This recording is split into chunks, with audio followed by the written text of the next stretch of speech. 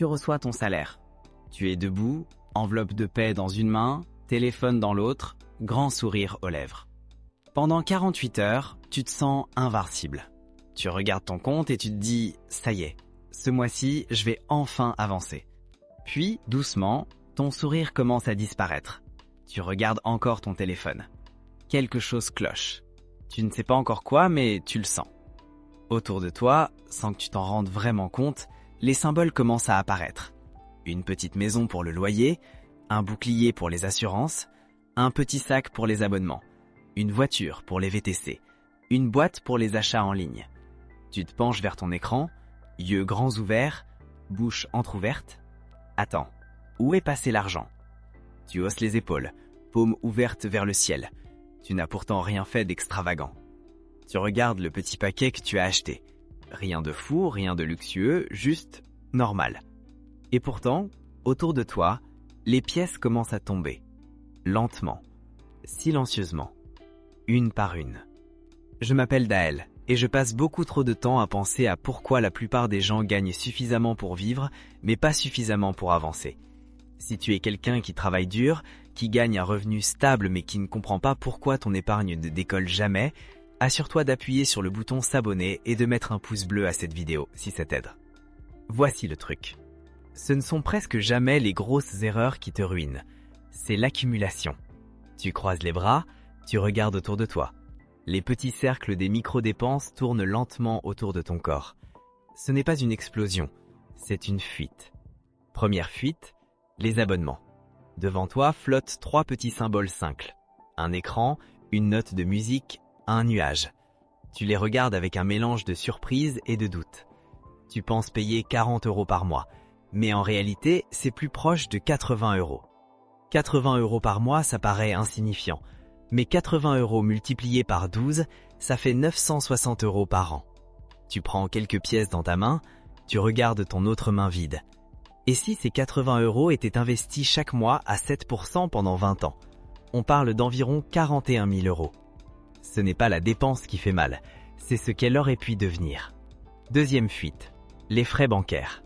À côté de toi apparaît une petite flèche vers le haut, un graphique simple. Tu le regardes avec concentration. Les frais annuels peuvent facilement atteindre 300 €. Ajoute une carte inutile, 2 pénalités, et tu es à 400 €. Tu regardes le graphique, la flèche monte lentement. Même 250 € investis chaque année pendant 25 ans peuvent dépasser 15 000 €. Ce n'est pas spectaculaire, mais c'est exponentiel. Troisième fuite, les petites récompenses.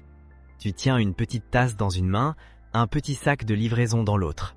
Ton visage hésite entre plaisir et doute. 3 cafés par semaine, 2 livraisons, 1 VTC. 64 € par semaine, 256 € par mois, plus de 3 000 € par an.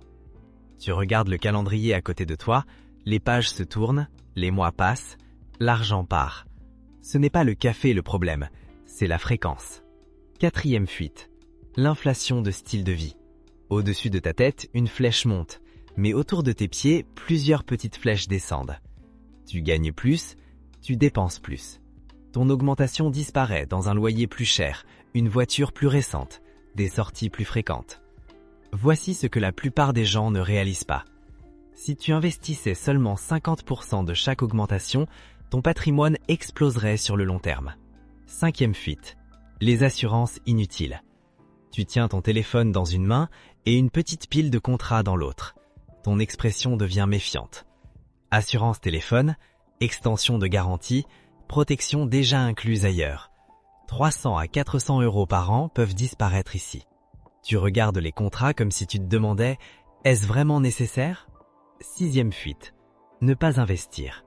À tes pieds, une petite pile d'argent semble diminuer. Tu la regardes inquiet. 15 000 € laissés sur un compte à 0% avec 3% d'inflation, c'est 450 € de pouvoir d'achat perdu par an.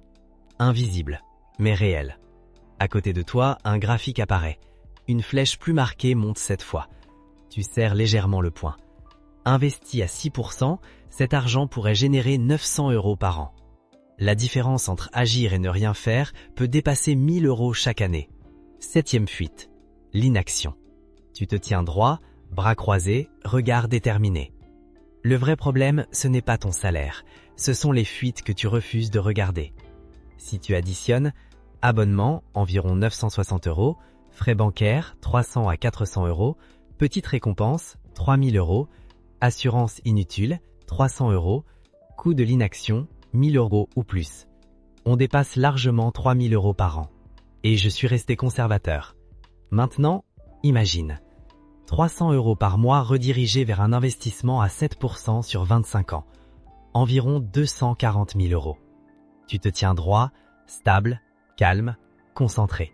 La richesse n'est pas spectaculaire, elle est méthodique. Ce sont des petites décisions répétées, encore et encore. Tu n'as pas besoin de tout couper. Tu as besoin de fermer les fuites. Regarde tes dépenses, supprime-en 3. Automatise ton épargne. Et dans quelques années, tu regarderas en arrière et tu seras gratifié d'avoir enfin vu ce qui était invisible.